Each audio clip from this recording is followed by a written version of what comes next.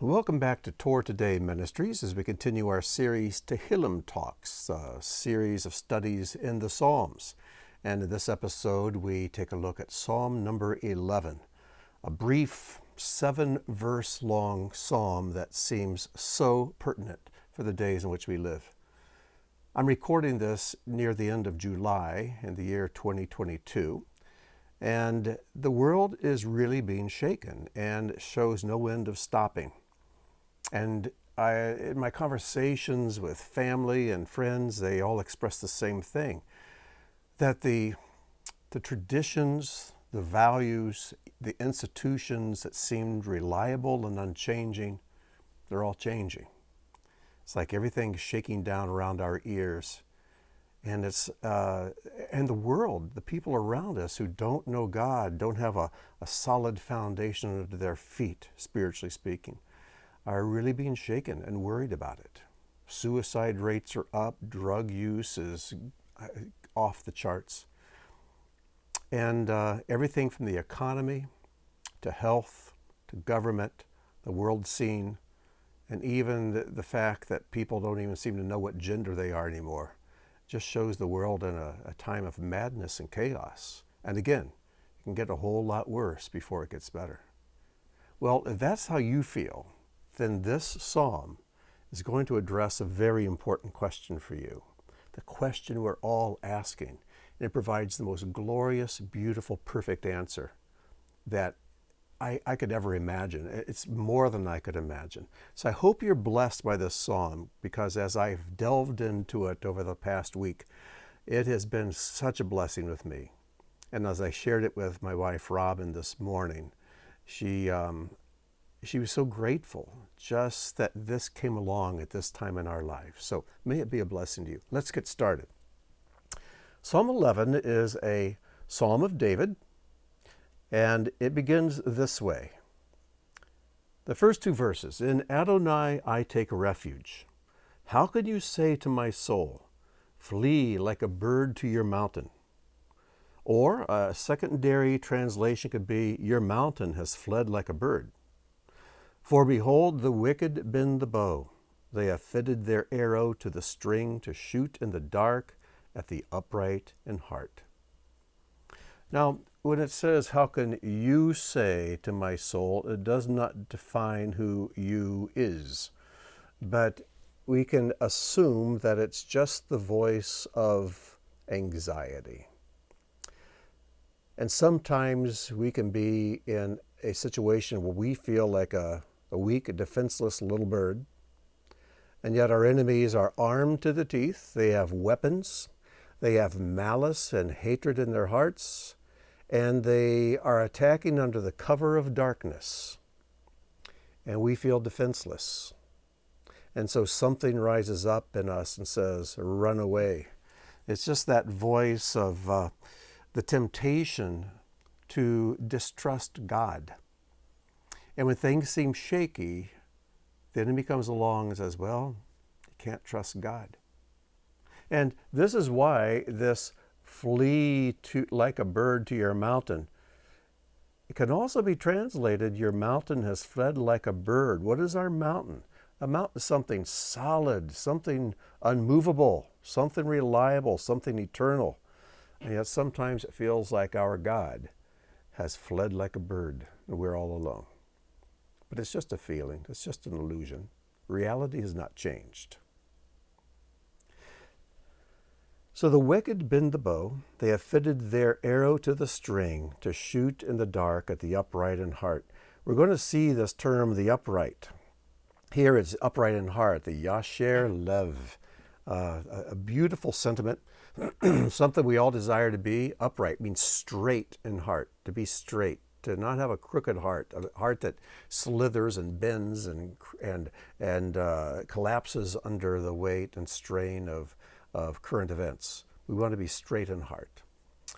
Now, I've homed in on this word for their arrow. It's the word kitzam, chet zadi mem. And sometimes when I highlight a Hebrew word, I give you the word as it appears in the verse, or I give you the root of the word. because that root can take on prefixes or suffixes and sometimes a letter in the middle, but I just want to give you the root. In this case, I'm giving you the actual spelling of the word. Kitsam can mean their arrow or simply arrows. And this word, spelled this way, is found twice in the scriptures, both times in the Psalms. And if we look at Psalm 64:4, it will give us an insight, I think, into what these arrows are. Psalm 64, I'm going to read verses 2 through 4. Hide me from the secret plots of the wicked, from the throng of evildoers, who whet their tongues like swords, who aim bitter words like kitsam, like arrows, shooting from ambush at the blameless, shooting at him suddenly and without fear. Wicked words, the bitter words that are spoken behind our backs with the intent of harming. You know, most weapons, you need to be right there in the person's presence to attack them. But with an arrow, you can be far away. You can launch that arrow. You can kill from a distance. That's the power of evil speech. And we've all been at the brunt of evil speech, where people in the dark, people away from us who do not have the courage to come and speak to us face to face, will talk about us behind our backs, instead of saying to our faces what they are really thinking. They rather assassinate us from a distance using words.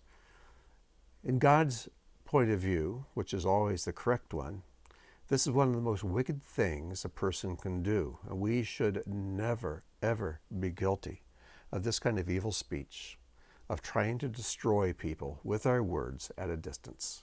There's simply nothing worse than that. So that's the word kitsam, found 2 times in that form. The singular form is just chetz, ketzadi. An arrow is found many times in Scripture, but this form, kitzam, is unique just to these 2 locations. And then in verse 3, this question is asked. This is the powerful question. This is the question I hear people asking all the time in these days in which we live. If the settled things are destroyed, what can the righteous man do? Some translations put if the foundations are destroyed, or if the columns are destroyed, if the support structure is destroyed, what can the righteous man do? What do we do? And this is a question, this is a good question that we are asking, the question I've asked. I want to be a righteous man.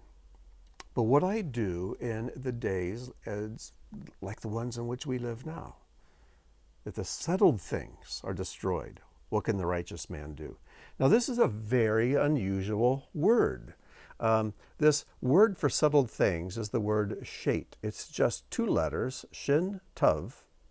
And I want to dwell here for a little bit and look into this word, and then you can see why I've translated it settled things. Actually, I've stolen that translation from the Concordant Literal translation, which I believe does capture the essence of this word the best.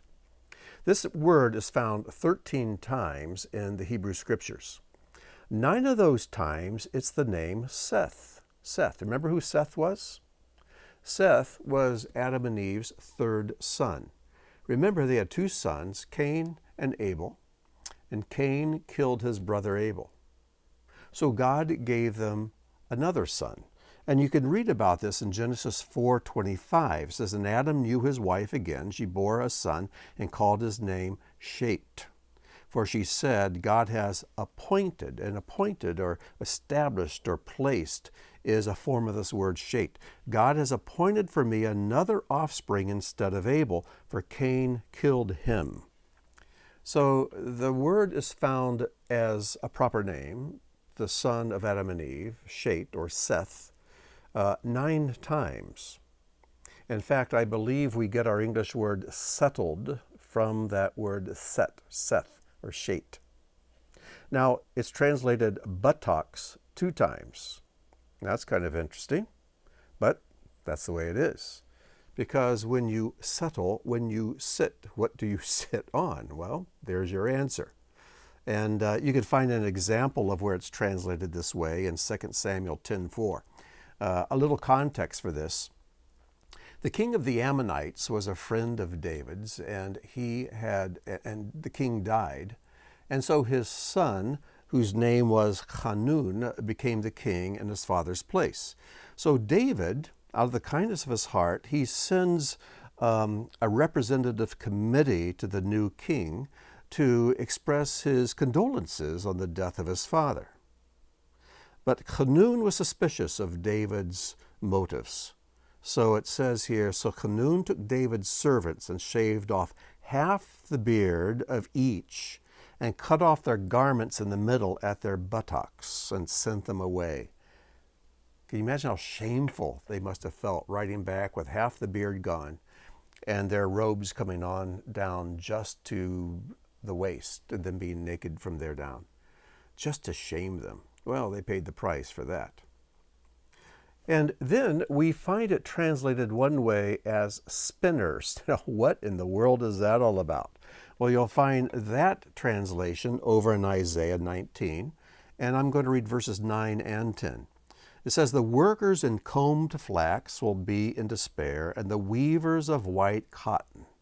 Those who are the spinners of the land will be crushed, and all who work for pay will be grieved. And the word spinners there, again, is the singular form, the plural form of the word shet. I think it's shatot there in Isaiah. Some translations still will put the word columns or foundations, but the context is all wrong. It's talking about people who work for pay, people who work in textiles, so spinners would be the proper translation. But why would spinners be called shatot from the word shet? Well, you sit when you spin. Most work in the Middle East was done standing or on your knees or bending or walking or carrying, but spinners sit while they work, and so you could call them the sitters because they're spinning their wool and textiles. Only one place in the scriptures is this word translated pillars or foundations, and that's here in Psalm 11. But when we look at the use of this word shet, I think the better term is, it has to do with things that are settled. Things have been seated in place and have been there and at rest for a long time. Reliable things. Going back to the original name Seth, think about it for a moment. Adam and Eve, they have two sons, Cain and Abel. They love them both with all their hearts. And Cain murders his brother Abel, and he's gone. So then, in the verse that we read, God gives them another son. And Eve says that God's given her another son because Cain killed Abel, and now I have another son to replace Abel. So Seth is something that's been given to replace, to restore balance to the family. But what happens when the Seths are all gone? When the thing that was given to settle and to bring balance once again disappears. And so I really like the Concordant Literal Translation's translation of this, where it says that the settled things are destroyed. The settled things. There are other words for foundations, other words for columns. Those are not used here. It's the shet, the settled things. So, what do we do when things aren't sitting right? When the things that were so reliable all of our lives, suddenly, they're not reliable anymore. When you go to the grocery store and a young mom is looking for formula for her baby and there's no formula. When did that ever happen before? Here's the answer. The answer is amazing, and the next 4 verses provide the answer to this question. So let's look at it carefully. Here's the answer God gives. Answer. Adonai is in his holy temple. Adonai's throne is in heaven. Where does God sit? Where is he settled? On his throne in heaven, meaning the spiritual, invisible world, the eternal realm. And so the first thing that God speaks to us through David to answer this question is this. God is still on his throne. He's not worried. He's not shaken. And I often remind myself I don't need to get worried until God does. And he doesn't get worried. He's still in control. And even though things down here may look really shaky, it looks like our mountain has flown away and we have this temptation to run away ourselves. God says, I haven't run away. I'm still here.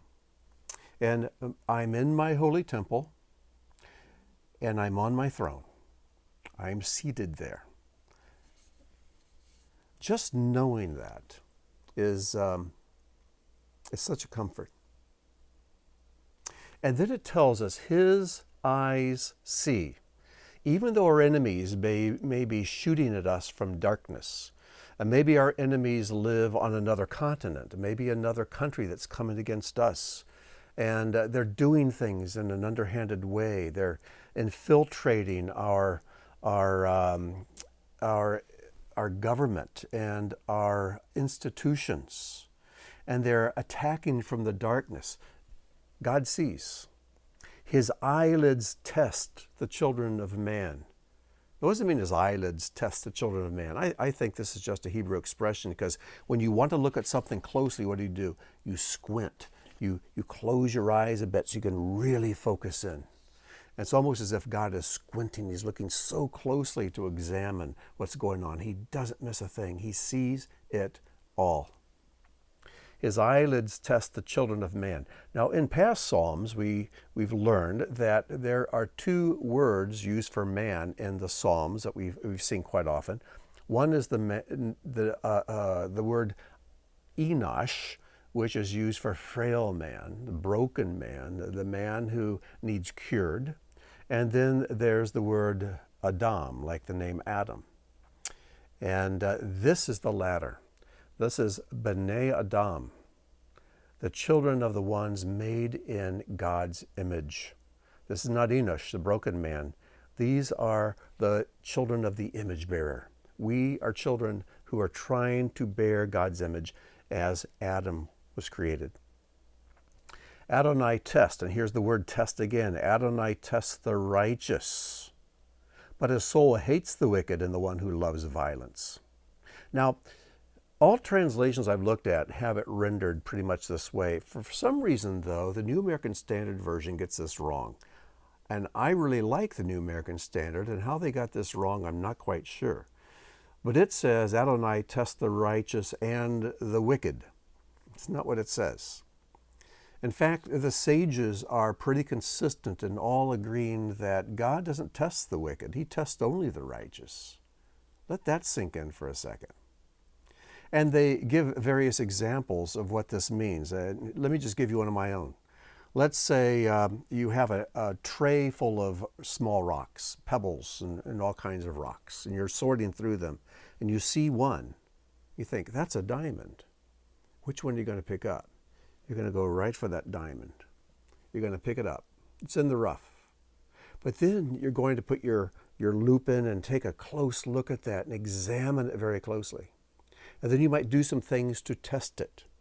And then if you find it worthy, then you're going to start grinding it and polishing it, cutting it, doing all kinds of things to it that, if a diamond had feelings, would probably discover to be unpleasant.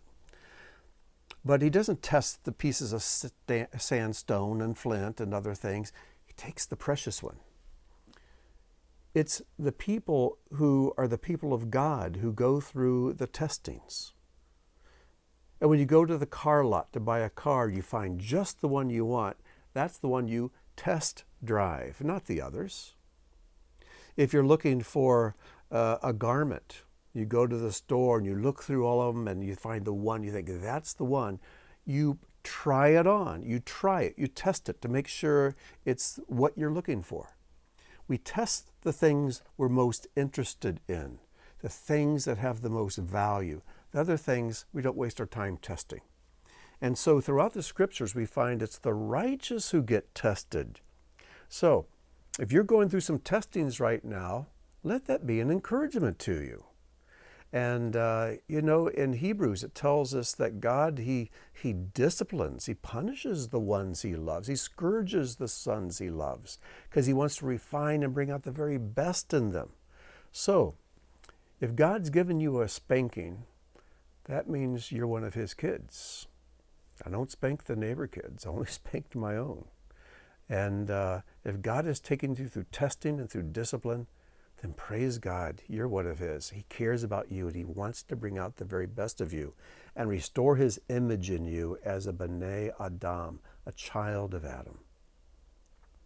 So Adonai tests the righteous, but his soul, and God does have a nephesh, his soul, his mind, will, and emotions, he hates the wicked and the one who loves violence. There's some people who simply love violence. They love chaos. They love causing pain. They love stirring things up. Maybe it gives them a sense of power. I don't know what kind of twisted motivations they may have, but whatever they are, God hates them. And I might be thinking, well, wait a minute, doesn't God love the whole world? Yeah, he does. But love is not an emotion. It can have an emotion attached to it called affection. And when you really love something, you probably will have some warm emotions attached to that. But love is an action. And sometimes God can even hate, and hatred is an emotion. He can hate something that he loves. If you have kids and one of them has done something very hateful and is very rebellious, you may hate the way they act. Your emotions toward them can be emotions of hatred, but you love them. You'll do anything in the world. You'd lay down your life for them in a moment. So God can love you and dislike you at the same time. And that's something I'm sure we'll talk about again in the future. He will rain snares. Now, some translations put coals. And, after all, the Psalms are poetry, and so words can have double meanings. But the word here really is snares. And you'll find this word also over in Proverbs 22:5, where it says, "Thorns and snares are in the way of the crooked. Whoever guards his soul will keep far from them." The word is pachim, snares. And so to translate it coals here, it may not be the best translation. But it would make some sense when we talk about how doing good to your enemies is like heaping coals of fire on their heads. So I don't know. It's a possibility. Again, it's poetry. He will rain snares on the wicked. They always get caught up in their own traps, as we've seen in past Psalms. Fire and brimstone. Brimstone is actually an Old English word that means sulfur. Brimstone comes from a word brim, which means an Old English word that means burning. So burning stone. Sulfur looks like a rock. It's a yellowish rock, but it can actually catch fire and burn. And burning sulfur is usually something that is a product of a volcanic eruption. But when you see fire and brimstone in Scripture, don't think hell. Don't jump there, even though we've probably heard fire and brimstone sermons in churches at times. Go back and think of Sodom and Gomorrah, because that's where you first find fire and brimstone together. It was God's judgment coming from heaven onto wickedness. Fire and brimstone and a scorching wind. So if you got a fire going in dry wood, the worst thing you can have is wind. We've all read about the many wildfires out in the West, especially in California, because the fire gets going, but when the wind kicks up, it just keeps driving that fire and causing more and more destruction. Now, in the opening of 1 Corinthians, Paul talks about the products of our life and our works. Now they will be tested, whether they are silver, gold, and precious stones, things that do not burn, things that come up out of the depths, things are the product of pressure, and things that are worth great price, things of great value. So silver, gold, precious stones, wood, hay, and stubble. Wood, hay, and stubble are surface things, and all they're good for is kindling. And so we're getting a picture here of the wicked person, and the fruits of their lives are surface, things you can't really eat, and it's just stuff worth burning. And then when the burning comes, oh, what destruction there is. And they may put great value in the product of their life and in the things they produced. But only the things that can withstand fire are truly valuable in the eternal sense. So fire and sulfur and scorching wind shall be the portion of their cup. You know, all of us are given a cup to drink. And in Jewish thought, having a cup to drink is a common theme. And Yeshua prayed that this cup could pass from him, this cup of suffering. And then he offered a cup earlier to his disciples, says, this is my blood of the new covenant, which is shed for you. You know, drink all of it. This is the cup that he offers us today. And the rabbis will talk about all of us have a cup to drink. And then when we drink it, the effects of what we drink will then be seen in our lives. Think of the sotah, the wife suspected of adultery, of unfaithfulness. And you can read about it in the book of Numbers and about the things she must go through. And then she has to drink this cup. And if she's innocent, one thing happens. And if she's guilty, something quite different happens. And all of us have a cup to drink. I don't want to drink the cup of fire and sulfur and scorching wind. I want the portion of my cup to be the portion of life. And so all of us are spending our lives mixing the cup that we will eventually have to drink. Because all of us have to eventually eat the words we've spoken, and we have to absorb the actions that we've done. And all the things that have been the products of our lives will then be brought back, and on Judgment Day we come face to face with them. And they're going to impact our lives for eternity. So we need to be very aware that there is a cup for each one of us to drink. What are we putting in that cup day by day in this life that we live? And then the final verse. For Adonai is righteous. He loves righteous deeds.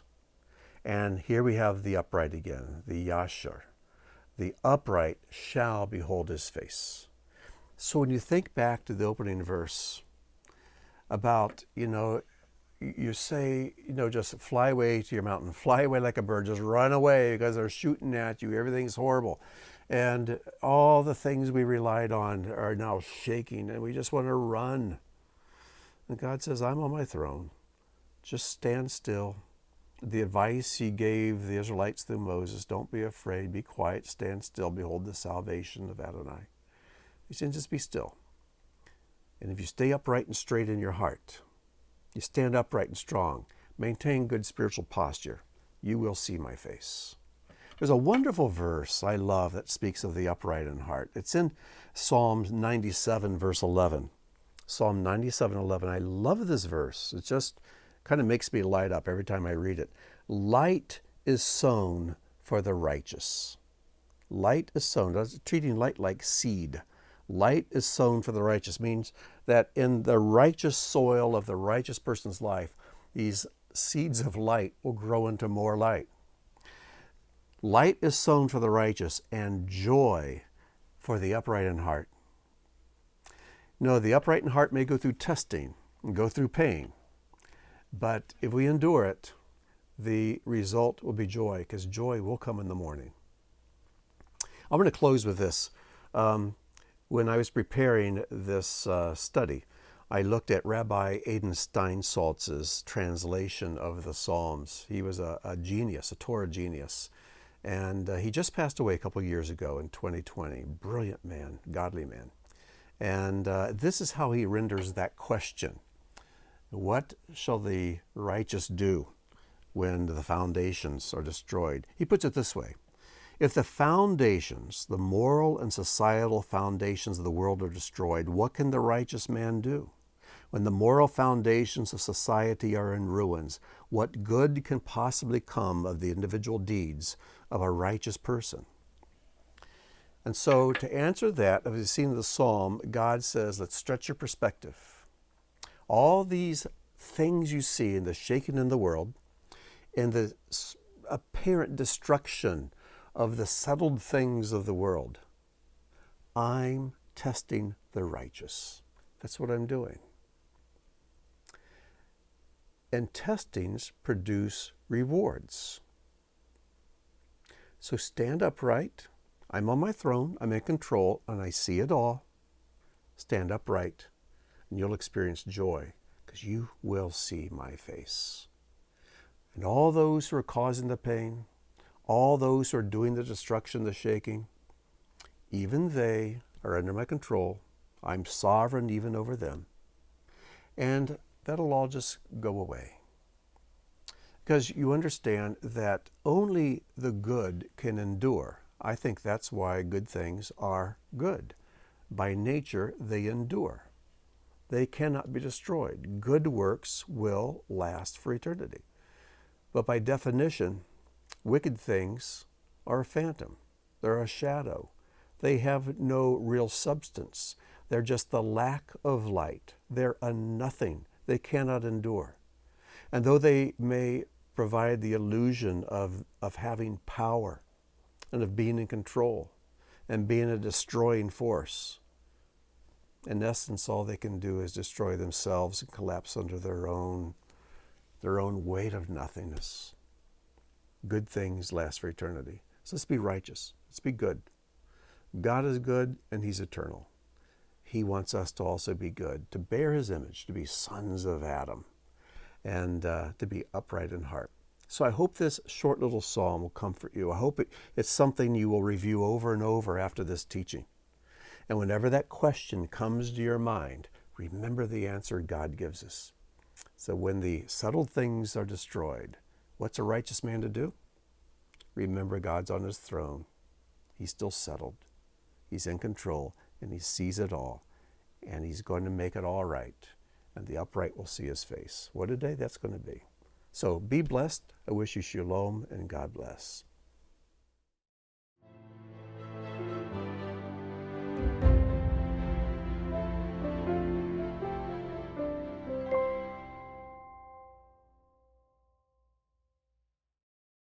Over and out.